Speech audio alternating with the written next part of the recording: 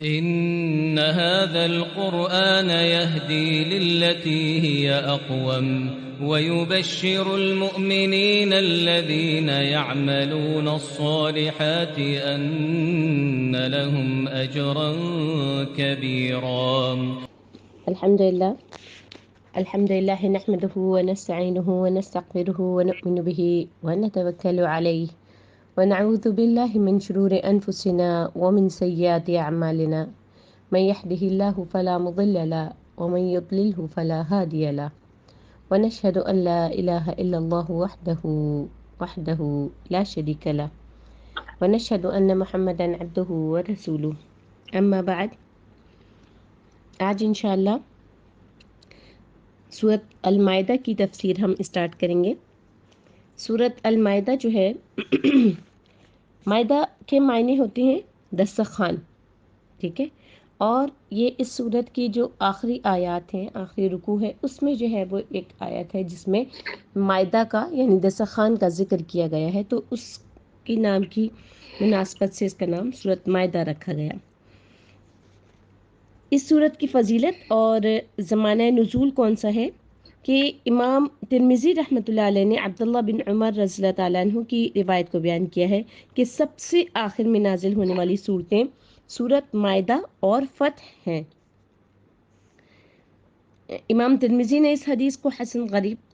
قرار دیا اور کہا ہے کہ حضرت ابن عباس رضی اللہ تعالیٰ عنہ سے یہ بھی مروی ہے کہ سب سے آخر میں سورت اذا جاء نصر اللہ والفتح، یعنی سورت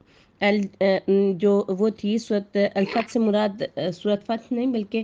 سورت النصر جو ہے اس کے لیے انہوں نے کہا ہے کہ وہ سب سے آخر میں نازل ہوئی تھی۔ امام حاکم نے جبیر کی اس روایت کو بیان کیا، فرماتے ہیں کہ میں نے حج کیا اور اس عرصے میں حضرت عائشہ رضی اللہ تعالیٰ عنہما کی خدمت میں حاضر ہوا تو انہوں نے فرمایا جبیر تم سورت مائدہ پڑھتے ہو؟ میں نے اس بات میں جواب دیا تو انہوں نے فرمایا یہ نازل ہونے والی آخری صورت ہے، اس میں جن باتوں کو حلال پاؤ انہیں حلال قرار دے لو اور جنہیں حرام پاؤ انہیں حرام سمجھو۔ یعنی وہ کہتے ہیں کہ جب میں حج کرنے جاتا تھا تو حضرت عائشہ جو کہ ماشاء اللہ تبارک اللہ نبی کریم صلی اللہ علیہ وسلم کی وصال کے بعد جو ہے وہ مسلسل ان کا کیا کام تھا کہ وہ جو ہے وہ جو قرآن کی تفاسیر بیان کرنا یا احادیث نبی کریم صلی اللہ علیہ وسلم سے روایت کرنا، بس وہ یہ کام کرتی تھیں۔ اور آپ کو پتہ ہے کہ 8-9 سال کی عمر میں ان کا نکاح ہوا تھا، 9 سال کی عمر میں ان کی رخصتی ہوئی تھی، اور جو ہے جب وہ بیوہ ہوئی تو ان کی عمر جو ہے وہ 18 سال تھی، یعنی اس 9 سال کی ٹائم پیریڈ میں انہوں نے یہ پورا علم حاصل کیا تھا۔ تو اللہ تبارک و تعالیٰ نے ان کو ایسی قوت حافظہ عطا کی تھی اور اتنی بہترین طریقے سے وہ شرح کرتی تھی کہ لوگ جو ہے وہ اسپیشل آ کر ان سے صورتوں کی تفاسیر بھی پوچھا کرتے تھے اور احادیث کے متعلق بھی ان سے جو ہے فقہی جو مسائل ہوتے ہیں وہ جو ہے وہ ان سے دریافت کیا کرتے تھے۔ امام احمد نے عبد الرحمن بن مہدی کی معاویہ بن صالح سے روایت کو بیان کیا کہ اس میں ان الفاظ کا اضافہ بھی ہے کہ میں نے حضرت عائشہ سے رسول اللہ صلی اللہ علیہ وسلم کے اخلاق کے بارے میں پوچھا تو انہوں نے جواب دیا کہ آپ کا اخلاق قرآن تھا، یعنی قرآن میں جتنی کوالٹیز کسی مسلمان شخصیت کے لیے بیان کی گئی ہیں، جس قسم کی کوالٹیز بیان کی گئی ہیں وہ نبی کریم صلی اللہ علیہ وسلم میں بدرجہ اتم موجود تھیں۔ یعنی نبی کریم صلی اللہ علیہ وسلم جو ہے وہ ان تمام کوالٹیز اللہ تبارک و تعالیٰ نے ان کے اندر جو ہے وہ ان کے رگ و پے میں صلاحیت کر دی تھی جو قرآن میں، یعنی آپ کا اخلاق جو ہے وہ انہوں نے کیا کہا کہ قرآن ہے۔ اچھا، اب یہ جو سورت مائدہ ہے اس کی جو پہلی آیت ہے اس میں اللہ تبارک و تعالیٰ نے فرمایا یا ایھا الذین آمنو، اے وہ لوگو جو ایمان لائے ہو، اوفو بالعقود، معاہدے یعنی عقد جو ہے یا وعدہ جو ہے وہ پورا کیا کرو۔ احلت لکم بہیمۃ الانعام، تمہارے لیے چوپائے مویشی حلال کیے گئے ہیں، الا ما یتلی علیکم، سوائے ان کے جن کے نام تمہیں پڑھ کر سنا دیے گئے، غیر محلی، ٹھیک ہے، یعنی جن کے نام تم کو پڑھ کر سنا دیے جائیں، الصید وانتم حرم، اور جب تم احرام کی حالت میں ہو تو شکار کو حلال نہ سمجھو، ان اللہ یحکم ما یرید، بے شک اللہ جو چاہتا ہے فیصلہ کر دیتا ہے۔ اب آپ دیکھیے کہ اس آیت کو اللہ تعالیٰ نے شروع کیا ہے یا ایھا الذین آمنوا سے۔ امام یہ والی حدیث میں اکثر آپ لوگوں کو بیان کرتی ہوں کہ امام ابن ابو حاتم نے روایت کیا ہے کہ ایک شخص حضرت عبداللہ بن مسعود کی خدمت میں حاضر ہوا اور کہنے لگا کہ مجھے کوئی وصیت کیجیے، تو انہوں نے فرمایا جب تم اللہ تعالیٰ کا یہ فرمان سنو یا ایھا الذین آمنوا تو خوب غور سے سنو، کیونکہ یہ کوئی خیر کی بات ہوتی ہے جس کا اللہ نے حکم دیا ہوتا ہے، یا یہ کوئی شر کی بات ہوتی ہے جس سے اللہ نے منع فرمایا ہوتا ہے۔ یعنی خثیمہ سے روایت ہے کہ ہر وہ چیز جسے قرآن مجید میں یا ایھا الذین آمنوا یعنی اے ایمان والوں کے خطاب سے بیان کیا جائے، تو جیسے کہ توریت میں اللہ تعالیٰ نے اس طرح سے بیان کیا یا ایھا المساکین، اے مسکینوں، تو یہاں پر جو ہے وہ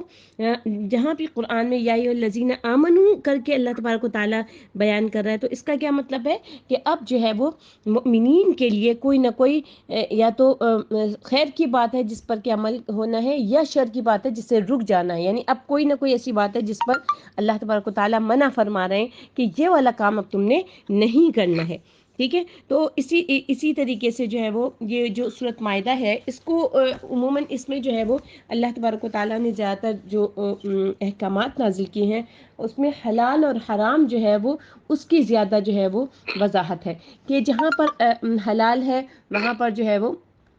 جو چیزیں اللہ تبارک و تعالیٰ نے حرام، یہ ظاہر اب ہمارے ہاتھ میں تو نہیں نا یہ چیز کہ ہم فتوے دینے بیٹھ جائیں کہ یہ چیز حلال ہے اور یہ چیز حرام ہے، بلکہ اللہ تبارک و تعالیٰ نے جہاں پر جس چیز کو حلال قرار دیا ہے، جہاں پر جس چیز کو حلال کہا ہے وہی چیزیں صرف حلال ہیں، اور اس کے علاوہ جو ہے وہ تمام چیزیں حرام ہیں۔ جہاں پر حرمت آ گئی وہ چیزیں جو ہے حرام ہیں، یعنی اللہ تبارک و تعالیٰ نے یہ جو آیت شروع ہو رہی ہے اوفوا بالعقود، یعنی بندشوں کو پورا کرو۔ بندشوں کو پورا کرنے سے کیا مطلب ہے کہ اللہ تعالیٰ کے نام پر جو عہد و پیمان تم کرتے ہو ان کو پورا کرو، یعنی جو عہد و پیمان تم نے اللہ تعالیٰ کے نام پہ کر دیا ہے اس کو جو ہے وہ پورا کرو،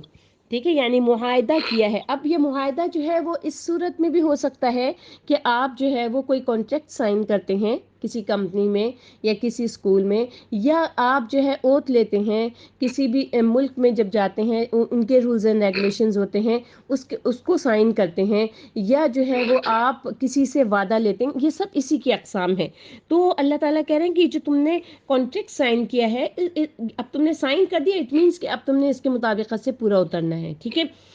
الا یہ کہ ہر بات میں ہر اصول کو جب آپ جس پر ہم یعنی کچھ اصول ایسے ہوتے ہیں نا کہ جس پر ہمیں سائن کرنا پڑ جاتا ہے لیکن ہم جو ہے وہ اس کے مطابقت سے عمل نہیں کر سکتے۔ اب جیسے ایک چھوٹی سی مثال میں اس کی یہ لوں گی کہ کچھ ممالک میں جو یہ میڈیکل انشورنس ہے اس کو لازم کر دیا گیا ہے، ٹھیک ہے، اب ہمیں ان کے اصولوں کے مطابقت سے اس کو جو ہے اس پہ سائن بھی کرنا ہوتا ہے، اور ہم یہ میڈیکل انشورنس یا جو دوسری انشورنس ہے وہ ہم پے بھی کر رہے ہوتے ہیں، ٹھیک ہے۔ لیکن اگر آپ اس کو اسلامی اصول سے دیکھیں تو یہ جو ہے بالکل ناجائز ہے، ٹھیک ہے۔ تو اس لیے جو ہے وہ آپ کو یہ چیز پتہ ہونی چاہیے کہ کہاں پر جو ہے وہ کون سی چیز جائز ہے اور کون سی چیز ناجائز ہے، ٹھیک ہے۔ اور اسی طریقے سے عمل کرتے ہوئے بھی جہاں پر کہیں ایسا ہو کہ جہاں اللہ تبارک و تعالیٰ کے جو احکامات ہیں ان کی خلاف ورزی کی جا رہی ہے، یعنی کوئی کہے کہ نعوذ باللہ نبی کریم صلی اللہ علیہ وسلم کو تم برا کہو تو تمہیں یہ فیسلٹیز دے دی جائیں گی، یا یہ کہ یہ غلط حدیث بیان کر دو، یا یہ کہ جو اللہ تعالیٰ کے نازل کردہ احکامات ہیں ان احکامات کے خلاف تم بات کرو، تو اس کا کیا مطلب ہے کہ اللہ تبارک و تعالیٰ کی اطاعت۔ شاہدہ بھی پلیز آپ اپنا مائک آف کر دیں گی، یا سارا آپ شاہدہ بھی کا مائک آف کر دیجیے پلیز، یہ شاید مائک آف کرنا بھول گئی ہیں آج۔ تو آپ کو جو ہے وہ کیا پتہ چلے گا کس چیز کا کہ جب آپ کو یہ بات پتہ چلی کہ یہ چیز جو ہے وہ اللہ تبارک و تعالیٰ کے احکامات کے خلاف ہے، اللہ تبارک و تعالیٰ نے اس کا حکم نہیں دیا ہے، تو پھر جو ہے وہ آپ کیا کریں گے کہ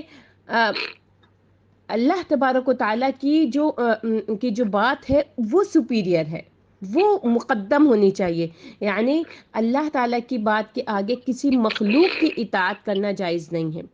ٹھیک ہے۔ تو اس لیے جو ہے وہ مخلوق کی اطاعت آپ نہیں کریں گے بلکہ اللہ کی اطاعت کرنی ہے ایسے وقتوں میں. حتیٰ کہ والدین کی اطاعت، شوہر کی اطاعت، یہ سب بھی بعد میں آتے ہیں. سب سے پہلے اگر کسی کے والدین اس کو کوئی ایسا کام کرنے کا کہتے ہیں جس میں کہ اللہ تبارک و تعالیٰ کی شریعت کی خلاف ورزی ہوتی ہے، یا کوئی ایسا عمل کرنے کا کہتے ہیں، کوئی ایسا فعل کرنے کا کہتے ہیں، تو وہ جو ہے وہ والدین کی جو بات ہے وہ بھی جو ہے وہ نہیں ماننی چاہیے. لا طاعت المخلوق، مخلوق کی اطاعت جو ہے وہ جائز نہیں ہے. کس کے سامنے؟ اللہ تعالیٰ کی نافرمانی کے سامنے. ٹھیک ہے، تو اسی لیے لیکن یہاں پر جو کہا جا رہا ہے اوفوا بالعقود، یعنی معاہدوں کو پورا کرو. اچھا، اب جو ہے عقود، جیسے میں نے ابھی آپ کو بتایا کہ اس سے مراد کیا ہے، وہ اقرار ہیں جو لوگ قسمیں اٹھا کر کیا کرتے ہیں. ٹھیک ہے نا. یعنی علی بن ابو طلحہ نے حضرت ابن عباس رضی اللہ تعالیٰ عنہما سے اس آیت کی تفسیر میں روایت کیا ہے کہ معاہدوں کو پورا کرنے سے مراد یہ ہے کہ اللہ تبارک و تعالیٰ نے جو حلال اور حرام قرار دیا ہے اور جو فرائض اور حدود مقرر کی ہیں قرآن میں، ان کی پابندی کرو اور انہیں نہ توڑو. انہیں توڑنے والوں کے بارے میں اللہ تعالیٰ نے بہت سخت قسم کا حکم دیا. میں نے بھی آپ کو بتایا نا کہ یہ جو صورت ہے اس میں جو ہے وہ فرائض کی اور یعنی منہنیات کی ہوتی ہے نا، یعنی جن سے منع کیا گیا اس کا زیادہ جو ہے وہ ہے. جیسے کہ ہم نے سورۃ نساء میں وراثت سے متعلق قانون کو زیادہ پڑھا. وراثت سورۃ نساء کو عموماً عورتوں کی صورت کہا جاتا ہے، تو اس میں جو ہے وہ ایک تو مردوں کے متعلق زیادہ احکامات ہیں کہ مردوں کو کیا کرنا ہے اور کس طریقے سے جو ہے وہ زندگی گزارنی. دوسرا یہ کہ اس طرح کے جو وہ ہے جو حلال اور حرام کو واضح کرتے ہیں وہ زیادہ ہیں. تو ایک اور جگہ سورۃ رعد میں جسے اللہ تعالیٰ نے فرمایا والذین ينقضون عہد اللہ من بعد میثاقہ ويقطعون ما امر اللہ بہ ان یوصل ویفسدون فی الارض اولئک لهم اللعنۃ ولهم سوء الدار. اور جو لوگ اللہ سے عہد کر کے اس کو توڑ ڈالتے ہیں اور جن رشتہ قرابت کو جوڑنے کا حکم دیا گیا ہے ان کو قطع کر دیتے ہیں، ان کو توڑ ڈالتے ہیں اور زمین میں فساد کرتے ہیں، انہی لوگوں کے لیے لعنت ہے اور ان کے لیے آخرت کا گھر بھی بہت برا ہے. یعنی اللہ تبارک و تعالیٰ نے جو عہد کو توڑنے والے ہیں ان کے لیے کیا کہا کہ ان کے لیے لعنت ہے. ٹھیک ہے، یعنی اللہ تبارک و تعالیٰ نے ان کے اوپر لعنت کی ہے. امام ضحاک بھی فرماتے ہیں کہ معاہدوں کو پورا کرنے سے مراد یہ ہے کہ اللہ تعالیٰ نے جن چیزوں کو حلال و حرام قرار دیا ہے، نبی اور کتاب کے ساتھ ایمان لانے والوں سے جو عہد و پیمان لیا ہے اور اپنے بندوں پر حلال اور حرام میں سے جن چیزوں کو فرض قرار دیا ہے، ان سب کے بارے میں حکم ہے کہ ان کی پابندی کی جائے. ٹھیک ہے، یعنی جو چیزیں اللہ تبارک و تعالیٰ نے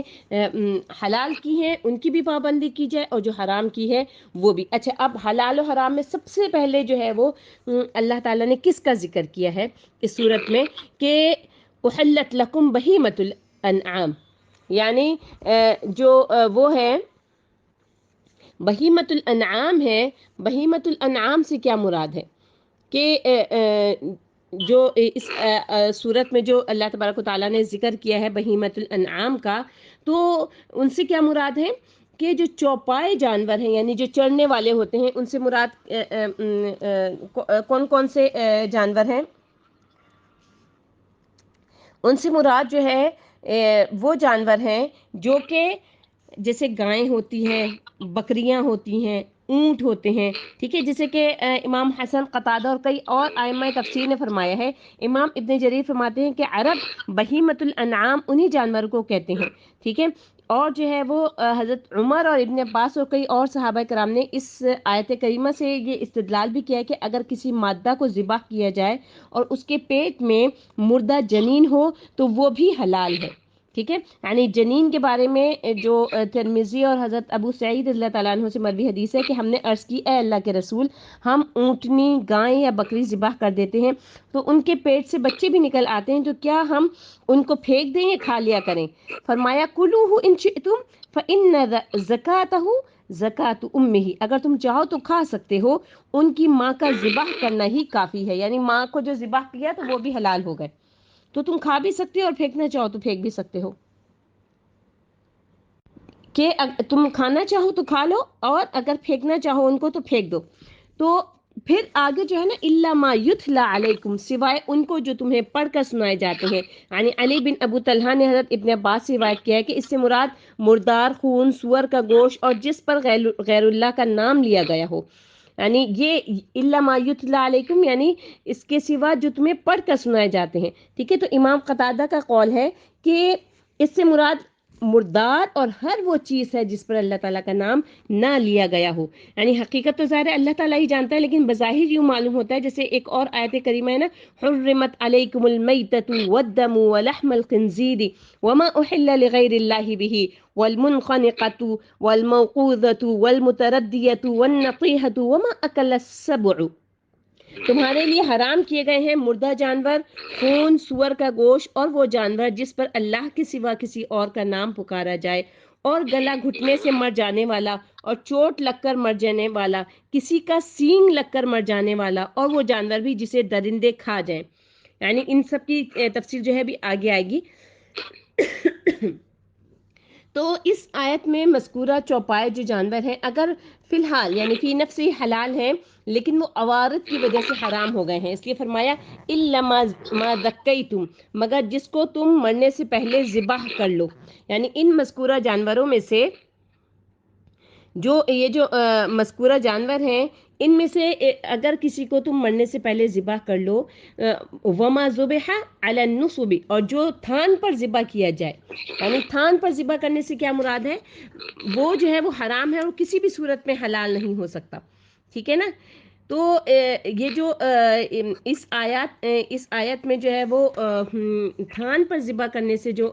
نصب اسپیشل جو ہے وہ لفظ آیا ہے وہ کیا ہے کہ احلت لکم بہیمۃ الانعام الا ما یتلی علیکم. یہ اور یہ آیت جو ہے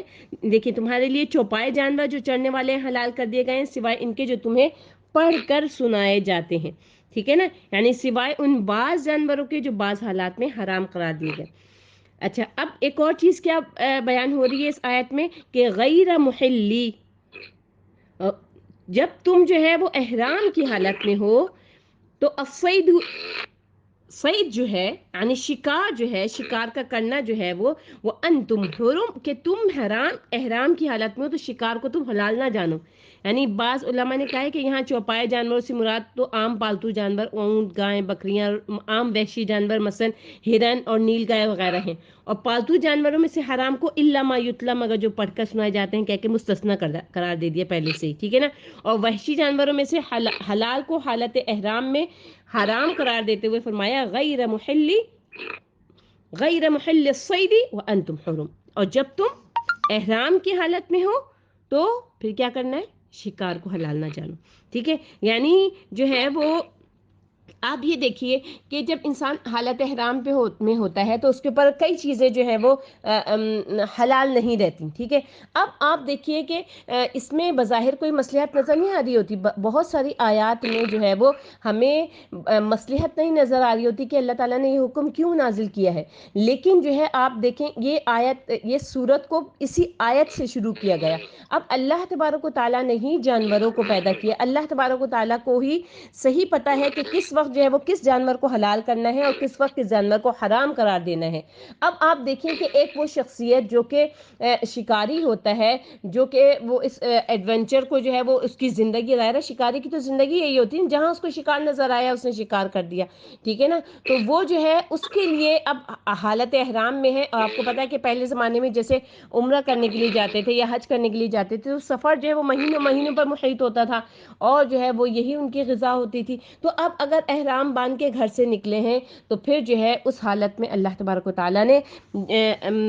جانوروں کی جو شکار ہے اس کو جو ہے وہ منع قرار دے دیا کہ جو ہے وہ تم نے جو ہے وہ حالت احرام ہونے کی وجہ سے شکار کو جو ہے وہ حرام سمجھنا ہے اور تم اس چیز کے پابند ہو. تو یہ حکم جو ہے وہ اللہ تعالیٰ نے کس طریقے سے فرمایا، جیسے سورۃ نحل میں فرمایا نا فَمَنِ اضْطُرَّ غَيْرَ بَاغٍ وَلَا عَادٍ فَإِنَّ اللَّهَ غَفُورٌ رَحِيمٌ. یعنی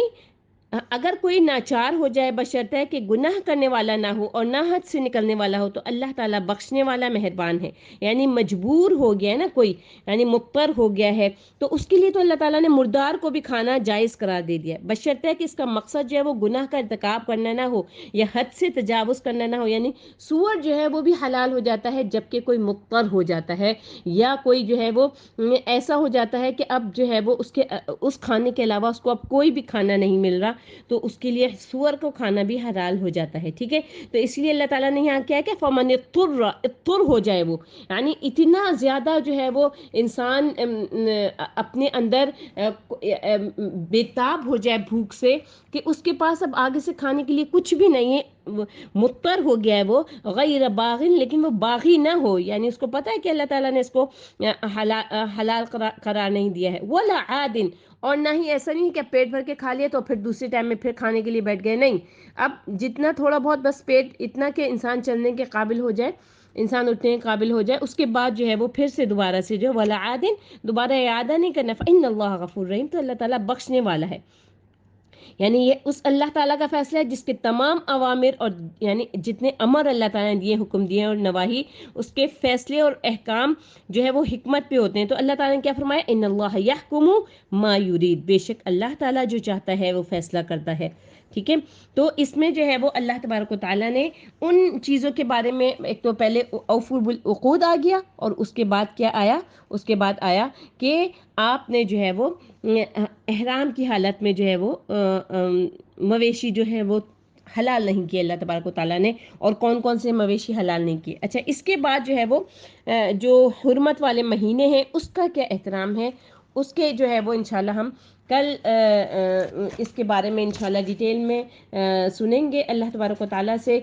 دعا ہے کہ اللہ رب العالمین احکم الحاکمین ہمیں جو ہے وہ یہ جو فقہی مسائل ہیں اور جتنے اوامر ہیں، جہاں اللہ تعالیٰ نے حکم دیا ہے کہ یہ کام تم نے کرنا ہے، اور جہاں پر اللہ تبارک و تعالیٰ نے روکا ہے ہمیں کہ یہ کام تم نے نہیں کرنے ہیں، اللہ تبارک و تعالیٰ ہمیں صحیح معنوں میں اس بات کا فہم عطا فرما دے اور اس بات کو سمجھنے کی توفیق عطا فرما دے کہ ہم جو ہے اللہ تبارک و تعالیٰ کے آگے جھکنے والے ہوں، اور اس رب کے سوا جو ہے وہ کوئی بھی ہمیں حکم دے کسی برائی کا یا کوئی ہماری شریعت کے خلاف حکم دے، تو اللہ تعالیٰ ہمیں اتنی طاقت دے دے، اتنی قوت دے دے، اتنی استقامت دے دے، اتنے ہمارے پیروں میں اتنی مضبوطی دے دے کہ ہم اللہ تعالیٰ کے حکم کے آگے مضبوطی سے کھڑے ہو جائیں، چاہے جو ہے وہ ہمیں اس کے پیچھے ہمارے اوپر کتنا ہی ظلم کیا جائے، لیکن ہمارا ایمان جو ہے وہ مضبوط ہو جائے، ہمارے ایمان میں تزلزل نہ ہو، ہمارا ایمان متزلزل نہ ہو. تو اللہ تبارک و تعالیٰ سے دعا کیا کیجئے، یا مقلب القلوب ثبت قلبی علی دینک ویا مصرف القلوب صرف قلوبنا علی طاعتک، کہ اللہ اے دلوں کو پھیرنے والے میرے دل کو